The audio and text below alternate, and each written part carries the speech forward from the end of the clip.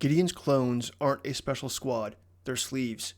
I'm Nate, and today let's look at The Mandalorian Season 3, Episode 8, The Return. In this episode, Djarin and Bo Katan work to take down Moff Gideon and his troopers in order to establish a foothold for the Mandalorian people on Mandalore. Written by Jon Favreau and Dave Filoni, Episode 8 was released on April 19, 2023 on Disney+. The episode starts on Mandalore as Bo Katan and the others escape from the caves of Gideon's base. Bo contacts Axe Woves to tell him TIE interceptors are on their way to destroy the capital ship. As Din is dragged away to the interrogation room, he escapes with the help of Grogu, who has caught up to him in his IG-12 exoskeleton suit. Din then enlists the help of R5, who was somehow hiding out on the surface of Mandalore without us knowing about it, and has him infiltrate the base and download the schematics so Din can find Gideon's command center. On the way, Din and Grogu discover a cloning lab where Gideon has been harvesting clones of himself. One of them wakes up and Din initiates the destruction protocol that flushes the clones to their deaths. The scene comes upon us suddenly, but it calls for a pause. We've been surmising from the time we were introduced to Dr. Pershing, Grogu, and Gideon in Season 1 that Gideon was trying to clone Force sensitivity or fuse it with non-Force sensitive clones. And we finally find out here that he was in fact trying to do this, but even more so, he was trying to do it to clones of himself.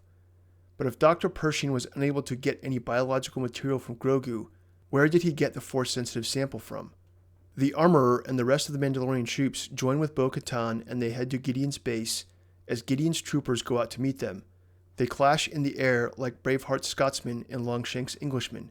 When Grogu and Din get separated, Grogu squares off against the 3 Praetorian guards, while Din engages with Gideon.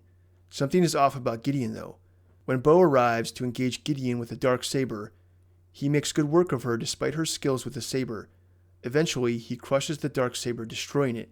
I think it's safe to say that Gideon has had some body alterations done.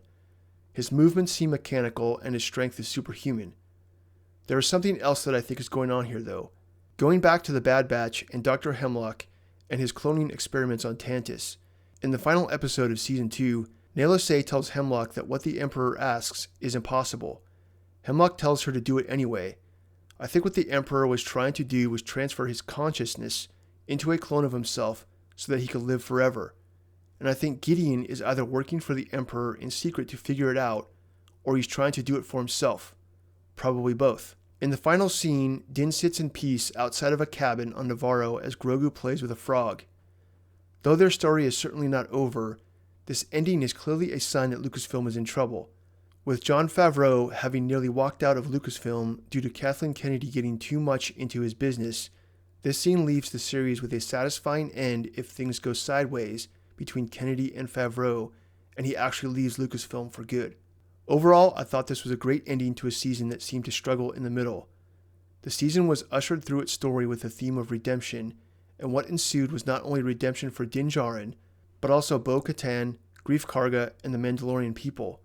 The final scene leaves us with either a satisfying closure to a series we enjoyed, or a reprieve before the next adventure starts.